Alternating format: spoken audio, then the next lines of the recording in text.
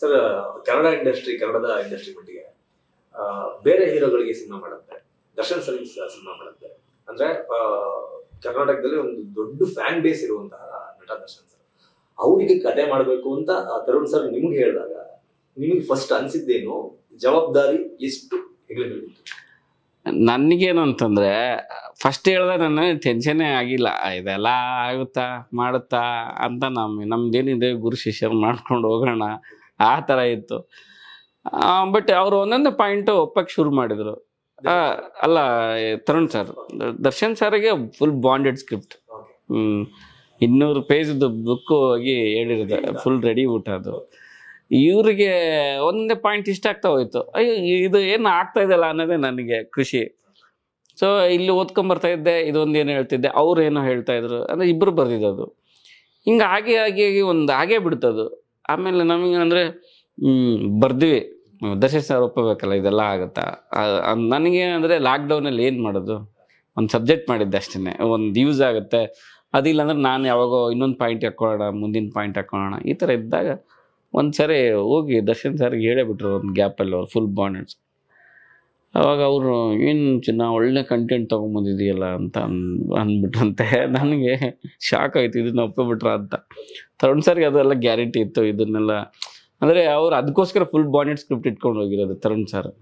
ಅವ್ರಿಗಿರೋ ಕ್ಲೋಸ್ನೆಸ್ಗೆ ಒಂದು ಐಡಿಯಾ ಹೇಳ್ಬೋದಿತ್ತು.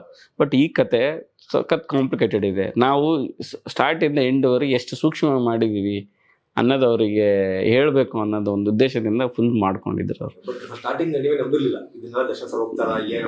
ನಾನು full bonded script ಆದ್ಮೇಲೂ ಓದಾಗ ನಾನು ನಂಬಿರಲಿಲ್ಲ ಈ ಥರದ್ದೆಲ್ಲ ಒಪ್ತಾರ ಅನ್ನೋದು. ಅದು ತರುಣ್ ಸರ್ ಧೈರ್ಯ, ಅದು ಒಪ್ತಾರಂತ. ನನಗೆ ಒಪ್ಕೊಂಡು ಆದ್ಮೇಲೆ ಇದೆಲ್ಲ ಸರ್ ನಾನು ಕೇಳಿದೆಲ್ಲ ಒಪ್ಕೊಂಡ್ರ ಏನು ಸರ್ ಇದು ಅಂತ. ಜಡೇಶ್ ಏನಿಲ್ಲ ಏನಂದ್ರೆ ಸರ್ ಸೂಪರ್ ಕಂಟೆಂಟ್ ಚಿನ್ನ, ನಾನು ಇದುವರೆಗೂ ಮಾಡಿಲ್ಲ ಈ ಥರದ್ದು, ಮಾಡ್ತೀನಿ ಅಂತ ಅಂದ್ರು. ಏನು ಸರ್ ಇದು ಗ್ರೇಟ್. ಇದುವರೆಗೂ ಅಲ್ಲಿ ಒಬ್ರಿಗೆ ಹೇಳ್ದಂತೆ, ತರುಣ ಒಳ್ಳೆ ಕಂಟೆಂಟ್ ತಂದಿದ್ದಾನೆ ಇವಾಗ ಅಂತ. ನೋಡಿ ಅವ್ರಿಗೆ ಎಷ್ಟು ಕ್ಲಾರಿಟಿ ಇತ್ತು ಈ ಸಿನಿಮಾ, ಧೈರ್ಯ, ಕ್ಲಾರಿಟಿ, ಅವಾಗೆ ಸಿನಿಮಾ ಸಕ್ಸಸ್ ಆಗ್ಬಿಡ್ತದು. ನನ್ನ ಜೀವನದ ಗ್ರೇಟ್ ಮೂಮೆಂಟ್. ಯಾಕಂದರೆ ನಾನು ಒಂದು ಸಿನಿಮಾ ಡೈರೆಕ್ಷನ್ ಇದು ಮಾಡ್ತಾ ಇದ್ರು ನನಗೆ ಒಲವು ಈ ಕಡೆ ಬಂದಿತ್ತು. ಆವಾಗ ಲಾಕ್ಡೌನ್ ಮುಗಿತ್ತು. ನಾನು ತರುಣ್ ಸರ್ಗೆ ಹೇಳ್ತಾ ಇದ್ದೆ, ಸರ್ ನಾನು ಈ ಸಿನಿಮಾಗೆ ನಾನು ಗುರು ಶಿಷ್ಯರು ಆಮೇಲೆ ಮಾಡ್ತೀನಿ, ಈ ಸಿನಿಮಾ ನಿಮ್ಮ ಜೊತೆ ಜರ್ನಿ ಮಾಡ್ತೀನಿ ಅಂತ. ಸುಮ್ಮನೆ ಸಿನಿಮಾ ಮಾಡೋ ಡೈರೆಕ್ಷನ್ ಸಿಕ್ಕಿದೆ ಅಂತ ಬೈದು ನಾನು ಮತ್ತೆ ಗುರು ಶಿಷ್ಯರು ಜರ್ನಿ ಮಾಡಿಸಿದ್ರು ಅವರು. ಬಟ್ ಅಷ್ಟೊಳಗಡೆ ಅವ್ರಿಗೊಂದು ಸಿನಿಮಾ ಕ್ರಾಂತಿ ಶುರುವಾಗ್ಬಿಡ್ತು.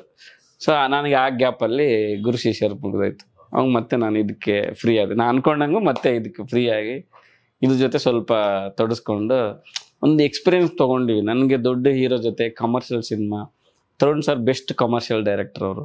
ಅವ್ರದ್ದು ನಾಲೆಡ್ಜ್ ಸ್ಕ್ರಿಪ್ಟ್ ಜೊತೆ, ಮೇಕಿಂಗ್ ಜೊತೆ, ಇವಾಗ ಫುಟೇಜ್ ಶೂಟ್ ಆದರೆ ಓಡೋಗ್ತೀವಿ. ನನಗೆ ಈ ಒಂದು ಶೆಡ್ಯೂಲ್ ಮುಗಿದಿದ್ದಂದರೆ ಹೋಗ್ತಾ ಇದ್ದೆ, ಅಂದರೆ ಆಫ್ಲೈನೆಲ್ಲ ನೋಡ್ತಾ ಇದ್ದೆ ಹೆಂಗೆ ಅಂತ. ನಾವು ಡಿಸ್ಕಸ್ ಮಾಡ್ತಿದ್ವಿ. ಏನೋ ಒಂದು ಸಣ್ಣ ಮಿಸ್ ಆಯ್ತು ಅಂದರೆ ಸ್ವಲ್ಪ ಟೈಮ್ ಹೋಗ್ಬಿಟ್ಟಿತ್ತು, ಅದು ಹೋಗಿತ್ತು. ಆಮೇಲೆ ಹೇಳ್ತಿದ್ವಿ ಇದೊಂದು ಕ್ಲೋಸ್ ಬೇಕಿದೆ, ಮಾರ್ಕ್ ಮಾಡಿಟ್ಟಿದ್ವಿ ನೆಕ್ಸ್ಟ್ ತಗೋದು. ಈ ಥರದ್ದೆಲ್ಲ ನಮ್ಮದು ಬೆಳವಣಿಗೆ. ಮತ್ತು ಟ್ರಿಮ್ಮಿಂಗ್ ಆದಾಗ ಎಲ್ಲ ಹಂತದಲ್ಲೇ ನಾನು ಅವಾಗ ಹೋಗಿ ಎಕ್ಸ್ಪೀರಿಯನ್ಸ್ ತಗೋತಿದ್ದೆ. ನನಗೆ ತರುಣ್ ಸರಿಂದ ಒಂದು ಪಕ್ಕ ಕಂಟೆಂಟ್ ಕಮರ್ಷಿಯಲ್ ಇಟ್ಕೊಂಡು ಹೇಗೆ ಮಾಡ್ಬೋದು ಅನ್ನೋದು ಒಂದು ಅದ್ಭುತವಾದ ಎಕ್ಸ್ಪೀರಿಯನ್ಸ್ ಕೊಟ್ಟಿದ್ದಾರೆ ಅವರು. ಅವ್ರಿಗೆ ಥ್ಯಾಂಕ್ಸ್ ಹೇಳ್ಬೇಕು ಆ್ಯಕ್ಚುಲಿ.